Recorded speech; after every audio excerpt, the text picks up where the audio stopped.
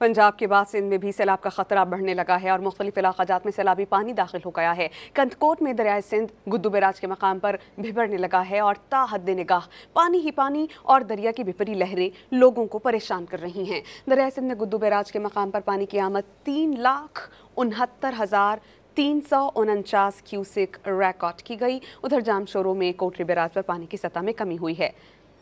कोटरी barrage से निकलने वाली चारों नहरों में पानी का अखराज जारी है और इंतजामिया ने सैलाब की मुमकिन सूरत हाल पर नजर रखी हुई है और लोगों को एहतियात बरतने की हिदायत की जा रही हैं। पंजाब के बाद सिंध में भी सैलाब का खतरा बढ़ने लगा है और मुख्तलिफ इलाक़ात में सैलाबी पानी दाखिल हो गया है। कंदकोट में दरियाए सिंध गुद्दू बैराज के मकाम पर भिभरने लगा है और ताहद निगाह पानी ही पानी और दरिया की विपरी लहरें लोगों को परेशान कर रही हैं। दरियाए सिंध में गुद्दू बैराज के मकाम पर पानी की आमद 3,69,349 क्यूसेक रिकॉर्ड की गई। उधर जामशोरों में कोटरी बैराज पर पानी की सतह में कमी हुई है।